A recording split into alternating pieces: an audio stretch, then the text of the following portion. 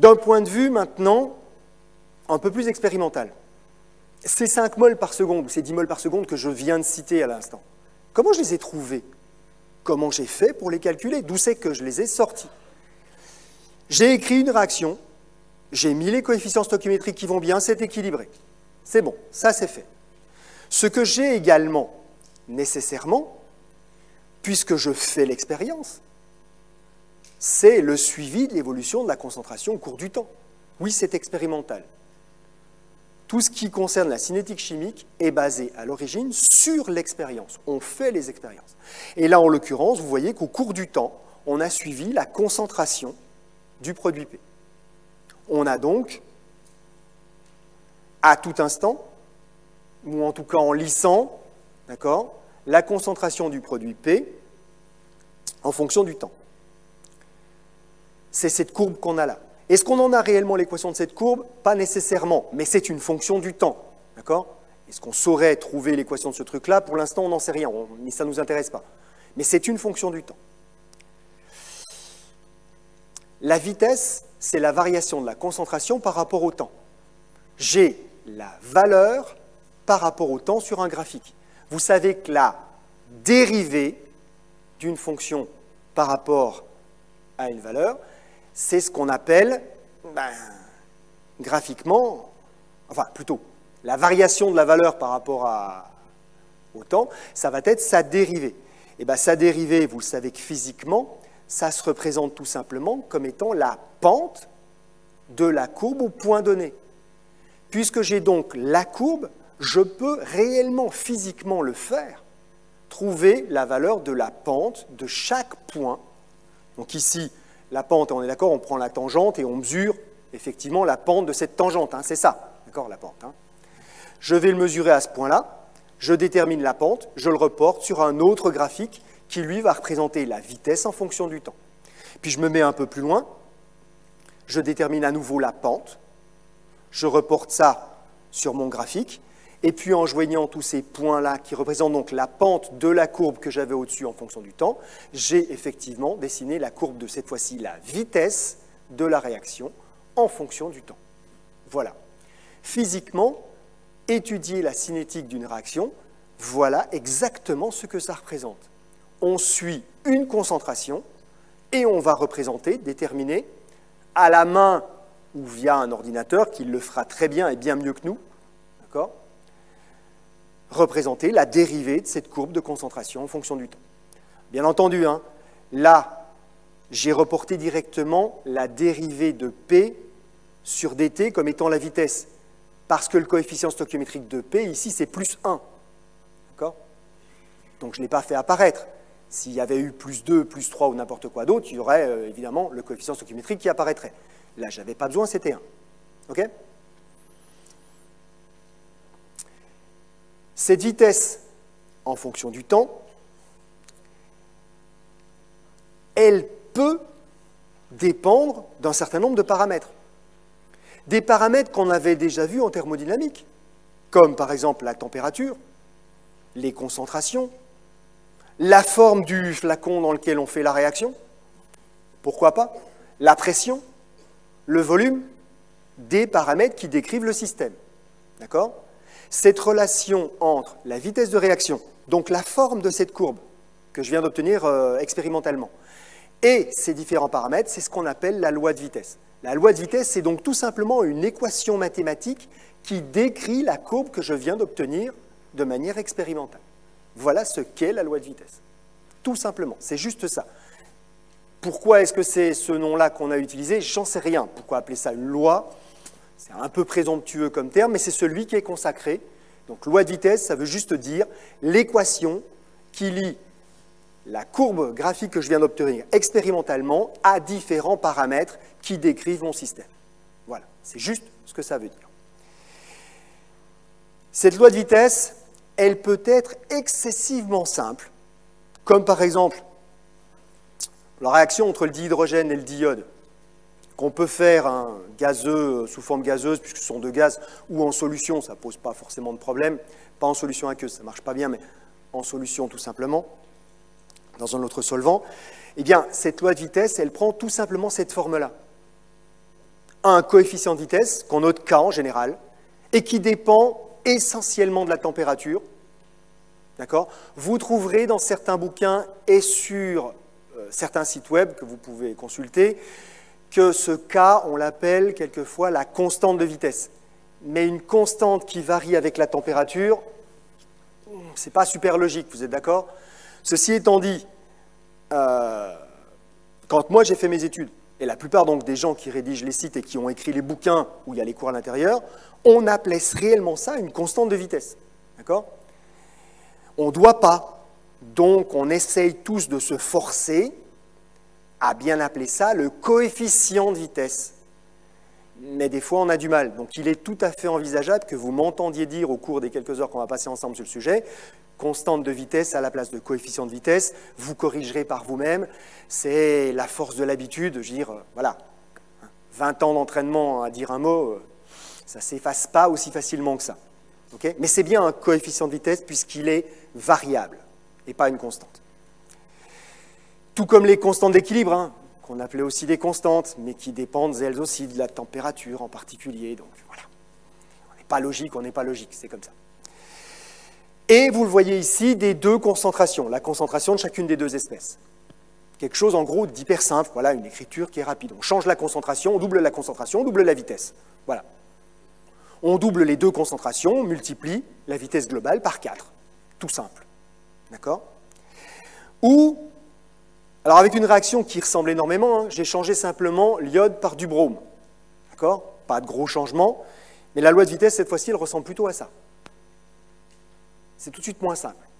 On retrouve bien des coefficients de vitesse, mais d'abord, cette fois-ci, il y en a deux, K et K', qui tous les deux, effectivement, varient avec la température et pas de la même manière. Non pas la même valeur, bien entendu. Et puis des concentrations, cette fois-ci, on en trouve de partout. Et vous pouvez même constater qu'on trouve les concentrations des réactifs, mais également les concentrations du produit. HBr apparaît aussi. Sous-entendu, quand il y a un peu trop de produit, la réaction doit repartir un petit peu dans l'autre sens, ou en tout cas être bloquée, ne plus pouvoir aller aussi vite qu'avant. D'accord? Ça fait un peu plus compliqué. Mais ce sont des lois de vitesse, donc simples ou compliquées. Nous n'allons, dans le cours que nous faisons ensemble, étudier, et qui s'appelle donc, vous l'avez vu sur la page d'entrée, ça va s'expliquer maintenant, étudier qu'un seul type de loi de vitesse, les lois dites simples, qui correspondent effectivement au premier cas qu'on a ici. Celles du bas, je les laisse à mon collègue Yves Guillaume, qui prendra la suite quand moi j'aurai terminé. Alors, on appelle cette partie que je vais faire la cinétique simple, parce qu'elle concerne une seule réaction, et on en verra donc la forme la plus simple, ou plutôt la plus facile. Ceci étant dit, ce n'est pas parce qu'il n'y a qu'une seule réaction qu'on a forcément quelque chose de facile. Donc simple n'est pas à confondre avec facile. D'autre part, sur la partie que fera Yves Guillaume, et qu'on abordera simplement tout au début, à la fin de mon cours, on appelle ça la cinétique complexe. Mais il se trouve que la cinétique complexe peut effectivement être très très compliquée, mais pas nécessairement plus compliquée que la partie compliquée de la cinétique simple. Donc on ne confond pas simple et facile, complexe avec compliqué, ce n'est pas la même chose. Simple, ça veut simplement dire qu'il y a une réaction, complexe, qu'il y a plusieurs réactions. Juste ça. Et ça peut être simple ou compliqué dans les deux cas. Alors, si notre loi de vitesse, elle prend une forme donc simple telle qu'elle est ici, avec simplement un coefficient de vitesse et des concentrations élevées à une certaine puissance, on dit que la réaction admet un ordre. Et c'est les seuls que l'on va étudier ensemble, les réactions qui admettent un ordre. Donc ça veut dire que la loi de vitesse, on peut simplement l'écrire sous cette forme-là. Et on va donner donc juste quelques définitions. Le K, j'en ai déjà parlé, c'est le coefficient de vitesse. Les petites a, b, c, éventuellement d, hein, que vous pouvez mettre, donc les exposants qui apparaissent au-dessus des concentrations, c'est ce qu'on appelle les ordres partiels de la réaction par rapport à un réactif. Donc il y aura l'ordre par rapport à A, l'ordre par rapport à B, l'ordre par rapport à C, etc., etc., etc. Ce sont des valeurs numériques, on est bien d'accord, hein? Entières ou pas pas nécessairement entière. La plupart du temps, et dans ce qu'on va voir nous, ce sera entier, et ce n'est pas une nécessité. Ce qu'on va voir nous, c'est entier. Et la somme de ces ordres partiels, c'est ce qu'on appelle l'ordre global. Donc A plus B plus C plus D, parce qu'il peut y en avoir plusieurs, c'est l'ordre global. Ordre partiel, ordre global. Si on peut écrire ça sous cette forme-là, et on va voir quelques cas, on a une étude qui n'est pas trop compliquée. Puis la partie compliquée, on va la faire ensemble. Tant mieux. Ceci étant dit, là, je pourrais quasiment m'arrêter ici. Puisque là, on a quasiment tout vu. Tout le reste, c'est juste des développements et des simplifications. Le mot n'est pas simple d'ailleurs. Simplifications mathématiques que l'on va voir ensemble, histoire que ce soit fait et qu'on n'ait plus besoin de le refaire. Mais tout ce qu'il y a à faire mathématiquement à partir de ce point-là, vous êtes capable de le faire. C'est des choses que vous connaissez. Donc tout le reste, après ces définitions-là, tout le reste, mathématiquement, vous êtes capable de le faire. Et c'est essentiellement des développements mathématiques. Mais qu'on va faire ensemble. Donc oui, vous allez trouver ça chiant, qu'on le fasse ensemble, mais en même temps, dites-vous bien que si on le fait ensemble, vous n'avez pas besoin de le refaire, vous, par vous-même, à part. Autant, à mon avis, qu'on le fasse ensemble, plutôt que vous vous débrouillez tout seul avec tout ce qui suit. Premier point, et qui pose problème tous les ans, donc comme ça, on va essayer d'en parler tout de suite. Vu l'écriture de cette loi de vitesse, vous constatez que K, le coefficient de vitesse, c'est une vitesse dont l'unité est toujours la même, des moles par un temps, d'accord? Voire éventuellement des moles par litre, si on veut utiliser de concentration, mais ça ne change pas grand-chose, par un temps. Donc là, l'unité de la vitesse, c'est quelque chose de fixe qui ne peut pas changer. Mais la partie qui est en bas, où on a des produits de concentration, ça peut être une concentration, ou un nombre de moles, ou une concentration carrée, ou au cube, ou fois aux puissance 2,5, éventuellement. Ça veut donc dire que le ratio entre les deux a une unité qui est variable par rapport à la concentration ou au nombre de moles. Donc oui, ces coefficients de vitesse n'ont pas une unité qui est fixe. Ce sera toujours par seconde, mais pas toujours des moles par litre ou des inverses de moles par litre, pas toujours des inverses de moles, ça peut être à une certaine puissance. C'est embêtant? Oui et non, pas forcément, il suffit de le savoir. Est-ce qu'il faut apprendre les trucs que je suis en train d'écrire là par cœur? Non, parce que vous n'allez pas réussir à vous en rappeler. Il faut juste comprendre ce que c'est. Vous faites une équation en dimension, n est égal à 2 ou un truc dans le genre, et puis point, c'est. Vous savez que le coefficient de vitesse, c'est la vitesse divisée par le produit des concentrations, enfin la concentration à une certaine puissance, et puis voilà, c'est tout, ça suffit. C'est réglé.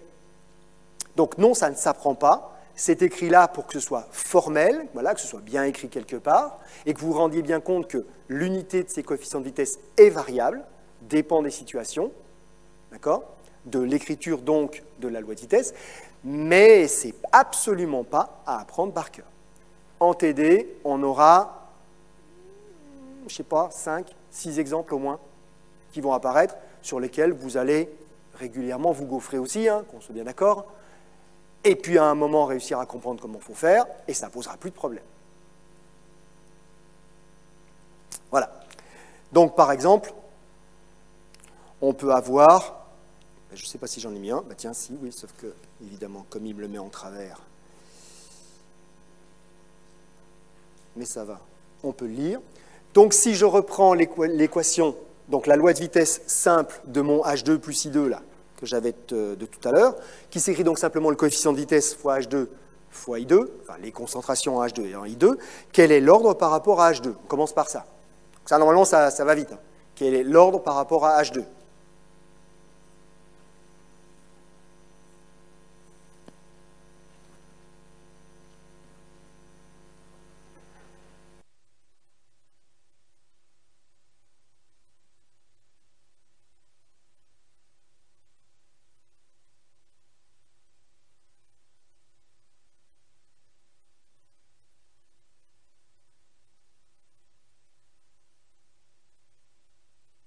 Donc c'est ce qu'on vient de voir, hein, d'accord? C'est directement la définition de ce qu'est un ordre.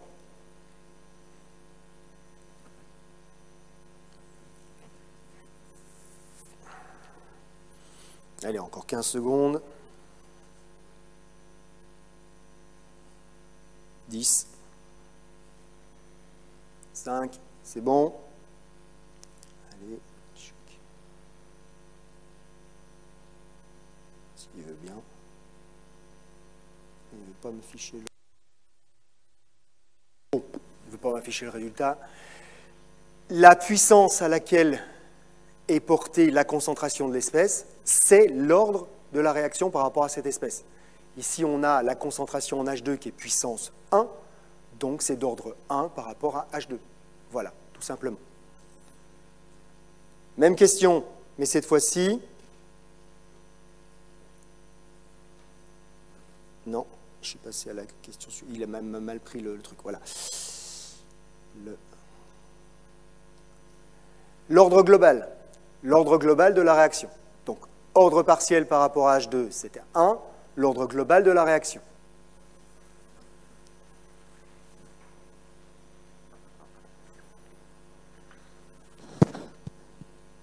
Ah, on sent qu'il y a un peu plus de confiance hein, pour ceux qui répondent, là, parce que ça va plus vite. Ça grimpe plus rapidement.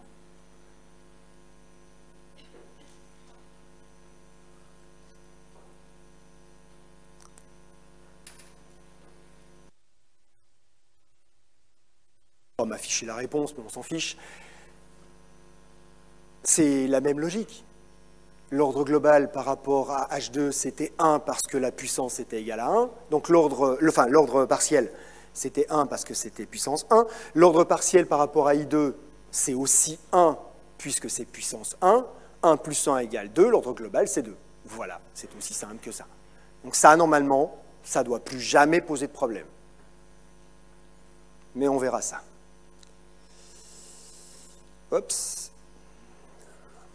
Oui, c'est parce que je dois cliquer ici et pas là-bas. Alors, par contre, vous n'avez pas tout.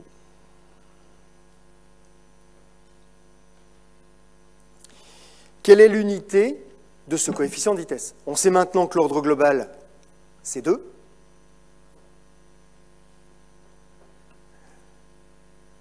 Quelle est donc maintenant l'unité en question? Donc c'est ce que je viens de dire juste avant, hein, d'accord? Mon ordre global, c'est 2. J'aurai donc une vitesse de réaction divisée par une concentration au carré. Voilà ce que ça veut dire, hein. Ordre global 2. Et quand on divise une vitesse de réaction par une concentration au carré, qu'est-ce que l'on obtient en termes d'unité? Voilà exactement ce que vous avez à faire.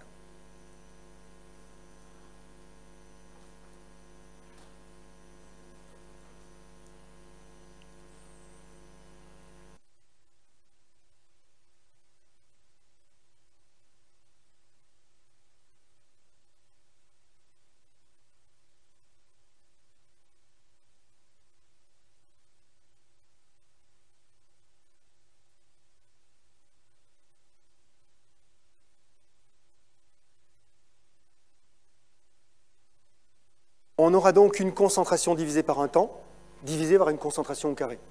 Il y a une des concentrations qui s'élimine. On va donc obtenir l'inverse d'une concentration divisée par un temps. Donc, ici, l'inverse d'une concentration, ça fera des litres par mol, hein, d'accord? Par l'inverse d'un temps, ici des secondes, sachant que ce temps-là, il pourrait très bien être exprimé en mois, en années, en jours, en ce que vous voulez, d'accord? Ce n'est pas très formalisé, on utilise en général l'unité qui va bien. D'accord? Exprimer les vitesses de réaction d'une réaction très lente par seconde, ça n'a pas beaucoup de sens.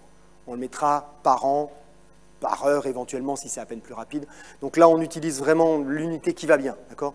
Les unités du système international, pour les temps en particulier là, on n'y prête pas beaucoup d'attention.